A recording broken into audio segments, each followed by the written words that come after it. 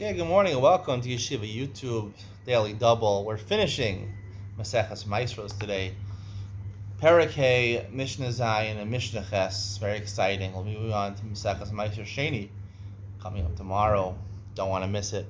Mishnah Zayin says, Chorein Amolim Shalanu B'Sar Arima Chayeves Harei Elu Chayavim. Let's say you have ants who camp out and make some ant holes next to a pile of grain which you piled up. Right? We learned Onas Gemar Malacha, when you pile up your grain. In the first parak, it's already considered Mar Malacha, and it's Chayav and Shmuz and Maasros. So let's say some ants built an ant hole right next to it, and then you find some of the grain the next morning in the ant hole, and you reclaim it from the ants. You have to take out Shmuz and Maasros. Sheyadua Medavar Gomer Goran Kol. We know that ants technically would take from. They don't come from somewhere else. They're taking from their next to your pile of grain. We assume they took from the pile of grain, and that's already chayav. So you're chayav in Shmuz and Maasros. Chet shum bal bechi ubatzal shel richba. Say you have garlic from this place bal bechi. It's a very strong garlic, makes you cry. Ubatzal shel richba. Onions place a richba. V'grisin hakilklin. Adashim hamitzrios. Grisin are lentils from a place called Kilki. Adashim hamitzrios. Grisin are not lentils. Grisin are groats, I think. Adashim hamitzrios. Adashis are lentils from Mitzrayim. Remeir Omer Afa Karkas, Rabbi Yossi Omer Afa Kuntnis, Hakunim Turim and Amaishos, Vinakachim, we call them Mishvias. All these are types of vegetables and legumes that are generally grown in the midbar, they're grown in the wilderness, that are not cultivated, not properly guarded. People don't grow them in their yards because they don't taste that good. So therefore, they're like hefker, and they're not chayim and shmuz and maizos. And they're also, you can buy them on shvi, you can do schora with them on shvias because it's not something which people value. It doesn't have value. Zera luf ha'elyon, zera kreshim, zera betzalim, zera lefed usnonos, ushar zeroni gina, she'inin achalim, turim na'maishros.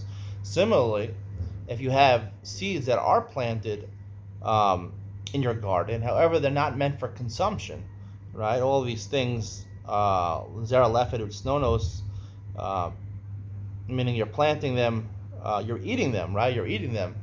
Not that you plant them. We'll talk in a second if you plant them. Let's say you just eat them.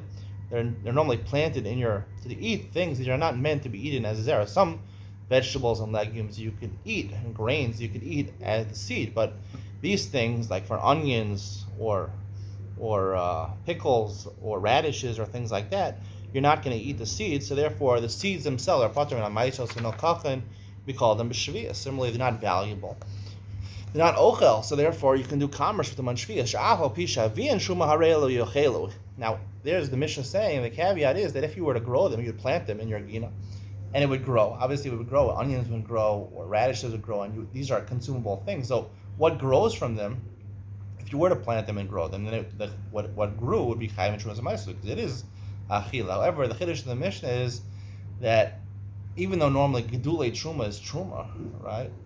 Here, gedulei maasros is not maasros. The seed itself, what grows from them is maaser. However, what the seed itself, maybe even after you grew it, it became a full plant, a full grain onion. The zera itself is not what it came from. The seed sprouted or whatever, or it sprouted a little bit. To take out that seed and eat it would be okay.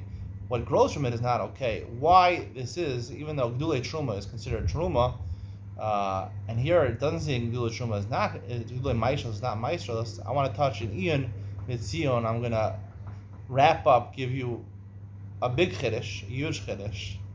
Why this Masechta is called Maasros. We had a previous Masechta Trumos. Basically, the whole Masechta is talking about Trumos and Maasros. When is Chayiv and Trumos and Maasros? When it's Riyas Pnei Abayis, it comes to your Rishus, or it's in Gemar Malacha. But why is it called Maasros? There's three Maasros. Maaser Rishon, Maaser Sheni, and Maaser Ani. The next Masechta is Maaser Sheni. Maaser Ani is the 10th you give to the Aniyim, and Maaser Rishon, the 10th you give to the Levim, which from that you take Trumos Maaser, but it's called Masechta Maasros, not just Trumos.